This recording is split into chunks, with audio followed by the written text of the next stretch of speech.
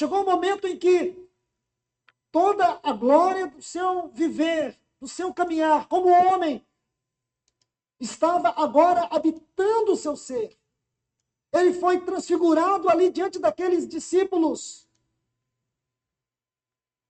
Mas ele desce. Se você começar lendo e for cuidadoso na sua leitura, você vai ver que 7 vezes, o Espírito Santo inspirou esses escritores dos evangelhos. 7 vezes para dizer que ele estava indo para Jerusalém. 7 vezes. Indo de caminho a Jerusalém. Indo para Jerusalém.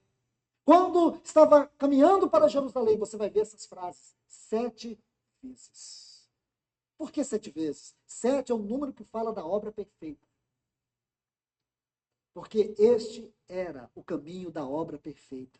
O que significava que ele podia ser o homem perfeito, mas a obra não seria perfeita. Sabe o que ele fez, irmãos? Ele abriu mão de ser ascenso aos céus para ser suspenso numa cruz, no meu e no teu lugar. Porque ele não havia encontrado lugar onde reclinar a cabeça. Mas um dia ele encontrou. Ele sabia que para que o Pai pudesse ter a mais absoluta satisfação nele, ele teria que ir naquela cruz. Porque ele poderia satisfazer o Pai quanto ao seu amor. Ele poderia satisfazer o Pai por ser ele o Filho perfeito. Ele poderia alegrar o coração do Pai por ter vindo a esta terra e ter vivido como homem perfeito. Ele foi capaz de viver a vida de um homem perfeito. Ninguém foi capaz. Ninguém. Nenhum homem que foi criado, que foi gerado, pôde viver a vida de um homem perfeito. Ele viveu. Agora, aquele que viveu a vida do homem perfeito diante do Pai, se recusou a ir ao Pai para ir à cruz. E nos salvar. Isso é demais. Isso não é impressionante? Isso não inquieta? Isso não nos inquieta? Isso não esmaga o nosso coração? Para quem tem coração. O que significa, irmãos, que ele podia fazer isso? Chegou o tempo. Mas ele ainda vai viver mais 6 meses. Ele ainda vai viver mais 6 meses.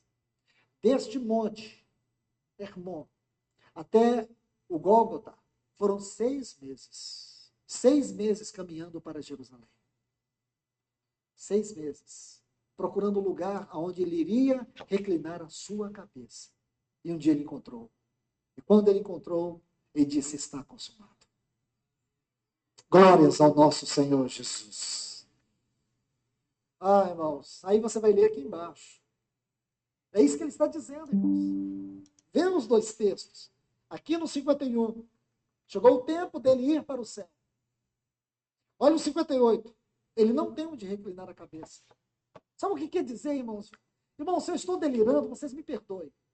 Se eu estou exagerando, vocês me perdoem. Sabe o que eu consigo entender? É que mesmo que ele subisse para o céu, ele não teria um lugar onde reclinar a cabeça.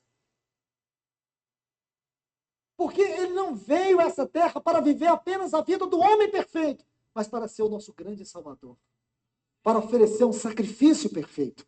O sacrifício perfeito só poderia ser alcançado se ele fosse o homem perfeito.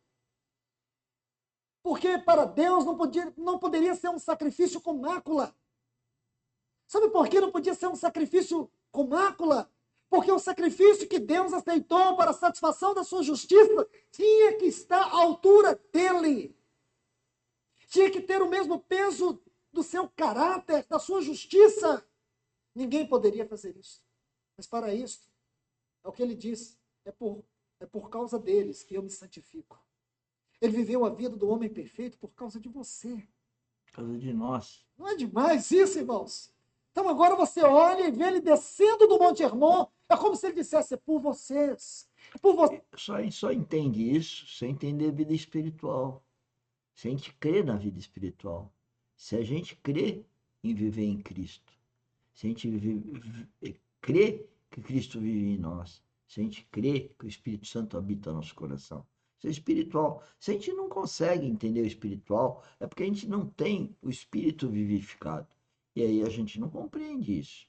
Pode, pode até crer do ponto de vista nominal, né? Ah, você acredita que vai chover? Acredito, né?